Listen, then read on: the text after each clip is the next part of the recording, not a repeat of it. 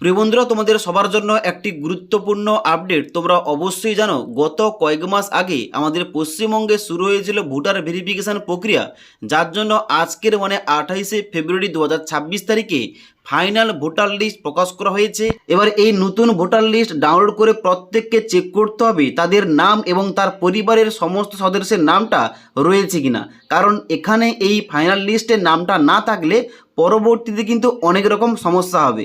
তাই এই লিস্টটা কীভাবে ডাউনলোড করতে হবে, কিভাবে তোমার কিংবা তোমার পরিবারের নামগুলো আছে কিনা কিভাবে চেক করতে হবে, এ টু জেড সমস্ত কিছু নিয়ে এই ভিডিওটিতে আলোচনা করব। তার জন্য অবশ্যই তোমরা ভিডিওটি না টেনে শেষ পর্যন্ত দেখে নাও। তো বন্ধুরা, এসআইআর 2026-এর ফাইনাল ভোটার লিস্ট ডাউনলোড করার জন্য সবার প্রথম তোমাদের আসতে হবে সিইও westbengal.wb.government.in এই অফিসিয়াল ওয়েবসাইটে আসতে হবে।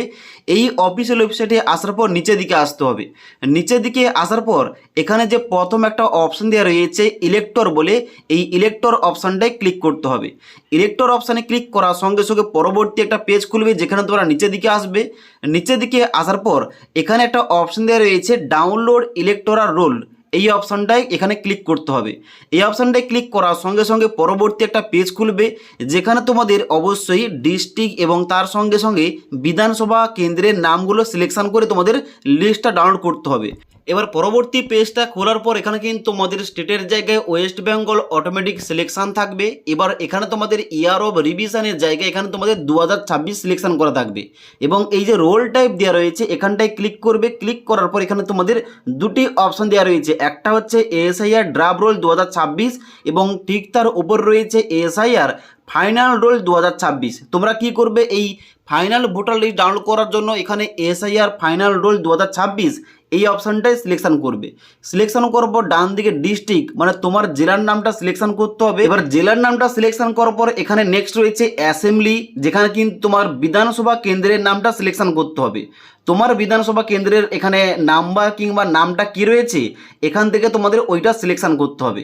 এবার বিধানসভা কেন্দ্রের নামটা সিলেকশন করার পর ডান দিকে রয়েছে সিলেক্ট ল্যাঙ্গুয়েজ, এখানে কিন্তু রয়েছে বেঙ্গলি এবং ইংলিশ। এবার তোমরা যে কোনো একটা ল্যাঙ্গুয়েজ সিলেকশন করবে। সিলেকশন করার পর নিচের দিকে এসে এখানে ক্যাপচা কোডটা যে দেওয়া রয়েছে এই কোডটা নিচের ঘরটায় লিখবে।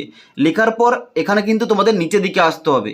নিচের দিকে আসার পর তোমাদের ভোটদান কেন্দ্রের এখানে নাম এবং নম্বরটা তোমাদের সিলেকশন করতে হবে। তুমি কোন স্কুলে গিয়ে ভোটটা দিয়ে থাকো, এখানে তুমি যে বিধানসভা কেন্দ্রের নামটা সিলেকশন করেছো ওই বিধানসভা কেন্দ্রের আন্ডারে যে সমস্ত ভোটদান কেন্দ্র রয়েছে সমস্ত কেন্দ্রের নামটা কিন্তু নিচের দিকে খুলে যাবে। ওকে, এবার এখান থেকে তোমাদের খুঁজতে হবে তুমি কোন স্কুলে ভোটটা দিয়ে থাকো। ওকে, এবার এই লিস্টে তোমাদের নামটা না থাকলে তোমরা নিচের দিকে এসে এই যে এক দেওয়া রয়েছে একের পর এখানে তোমাদের যে একটা অপশন দেওয়া রয়েছে এখানটায় ক্লিক করলে তোমাদের 2 নম্বর পেজটা খুলবে এবং এবার কিন্তু তোমাদের নেক্সট করে চেক করতে হবে তোমার এখানে স্কুলটা কোথায় রয়েছে।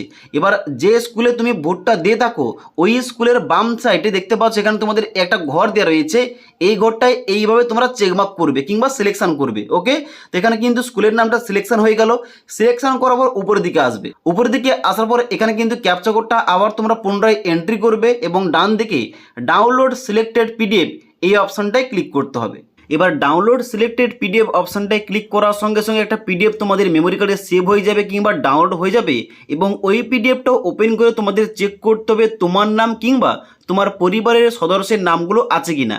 এবার কিভাবে নামটা চেক করবে, এখানে কিন্তু তোমাদের সিরিয়াল নম্বর দেওয়া রয়েছে, অবশ্যই এখানে কিন্তু তোমাদের নামটা ম্যানুয়ালি চেক করতে হবে।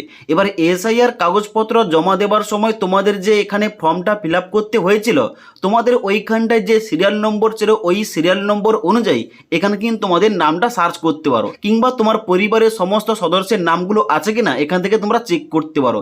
যাদের নাম কিংবা তার পরিবারের সদস্যের নামগুলো রয়েছে তোমাদের কোনো প্রবলেম নেই। এবার যাদের নামটা এই লিস্টে নেই তাদের কিন্তু অবশ্যই বিএলওর সঙ্গে যোগাযোগ করতে হবে। তো আশা করি তোমাদের এ টু জেড বুঝতে পারলাম। এখন যে বর্তমানে এসআইআর 2026-এর জন্য ফাইনাল ভোটার লিস্ট প্রকাশ করা হয়েছে এখানে এই নতুন লিস্টটা তোমরা কিভাবে ডাউনলোড করবে এবং তোমাদের নামটা আছে কিনা ওইটা কিভাবে চেক করবে তোমাদের বলে দিলাম।